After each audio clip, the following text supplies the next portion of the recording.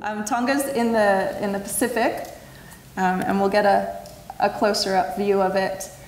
It's separated into 3 different island groups. And the reason I would like to point that out is because it's difficult and expensive to travel between the groups. So collaboration, that puts a barrier on collaboration right from the get-go.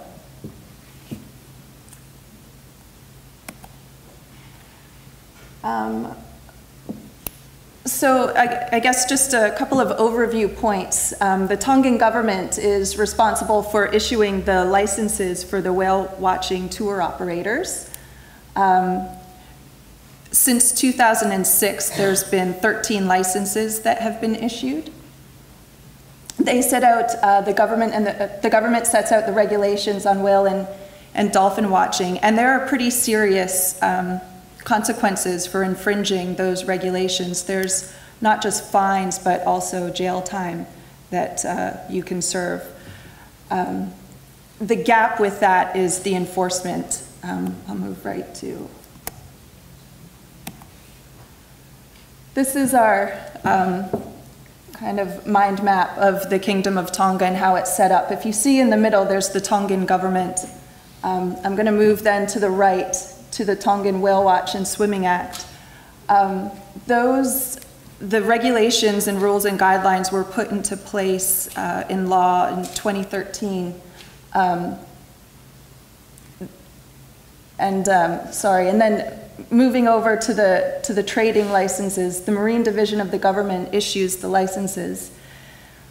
When you move over to the operators, the Whale Watching Association there is actually the really interesting movement. About 10 years ago, in Vava'u, they actually started a whale watching association themselves and started to self-regulate and work together. About 10 years ago, the Tongan government asked to create a larger Tongan whale watching association that could collaborate and work together. And they did that.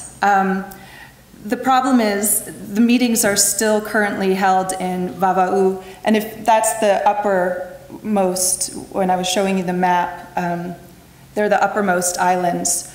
So 50% of the whale watching operators that work in Tonga actually don't belong to the Whale Watching Association because they don't find it beneficial to them. In the last 2 years, they haven't had a meeting because it's expensive and it's difficult to get to. There's little activity and collaboration of the whale watching operators with the ministry. So I guess what I'm saying is Tonga is circumstances where their rules and regulations are actually pretty good on paper. The execution is a little bit behind. The beautiful thing about it is that Tonga recognizes that, and they're looking to become a sustainable operating, a place where people can be comfortable going whale watching. In that vein, the Ministry of Tourism has put within their strategic plan taking a look at the whale watching guidelines and revising them and updating them within the next few years.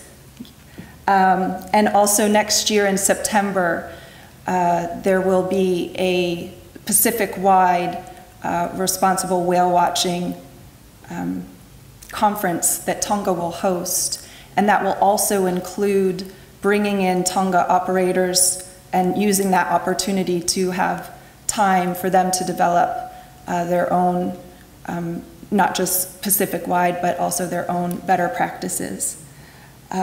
So I think Tonga is a case study of a place where there's a lot of tourism, there's a lot of opportunity for growth, and there's a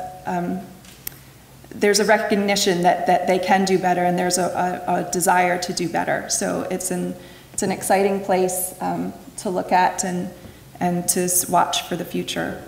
And for your knowledge, the WCA has been invited to the we will partner and help develop the conference that will take place in Tonga next year. So that's something to look forward to, and if you're interested, collaborate with us on.